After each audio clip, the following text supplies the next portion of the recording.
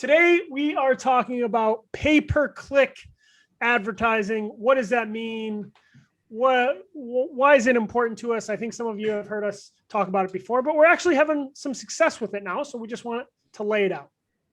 Yeah, we want to talk about it. I feel like in terms of all the marketing channels that off-market real estate operators use, like PPC for some reason is like the holy grail. Like everyone who's doing text messaging or direct mail, they're all like, oh my goodness, the PPC people, they're gods.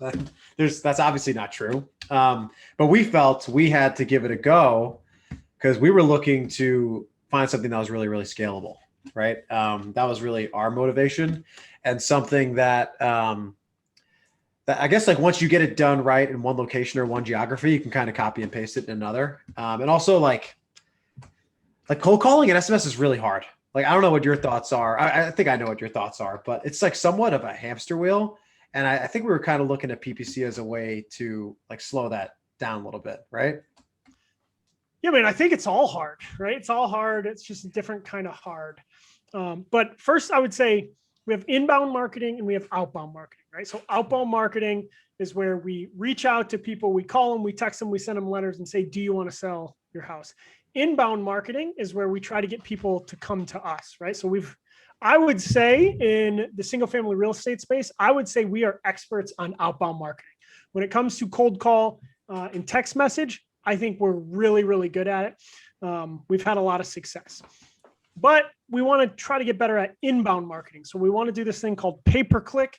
It's where someone types in sell my house fast in Google, and then it sees an ad, sees one of the ads up there at the top.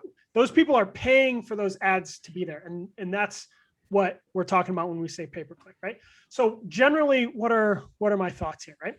Well, I think we want multiple marketing channels, right? So we want to make sure that we have a robust business that if the market changes, we can still have good marketing channels. And the bottom line is we were really good at text message, and then carriers have really hurt us there. So our text messages aren't going through. And now a lot of people have seen on their phone where it says scam likely. When someone's calling, it'll say scam likely. So that's happening to us as well. So we're having to fight that to try to stay ahead so we can get those calls going through. But the bottom line is we saw the writing on the wall that is, hey, text messaging or SMS is much more difficult today than it was a year ago. And then cold calling is much more difficult today than it was 4 months ago when we really started getting into it. So I think we wanted to make sure we added another channel. And then the awesome thing about pay-per-click advertising and inbound marketing is if you can get it to work, if you can get the numbers to work, it is really easy to double your budget, triple your budget. We're really focused in Texas right now. We could really easily, within a couple clicks, add Florida, where to do that with outbound marketing would take some more work. So generally that's an overview of why I think it's important. What do you think? No, I agree. And it goes back to scalability, like doubling your budget in pay-per-click or Google ads, if you get it to work, could take 10 minutes, right? And then you got to tweak the campaigns afterwards and stuff, but it takes 10 minutes to just do that action. Doubling your budget for cold calling, like that means you're probably going to have to hire double the amount of people. That's not going to happen overnight. So you can scale cold calling or SMS to, I guess in theory, an infinite number, but what are you going to have, 100 employees, 200 employees? Like I don't know any off-market dealers that have that much staff unless you're an iBuyer, right? So there is a little bit of a cap, I think, there to your point.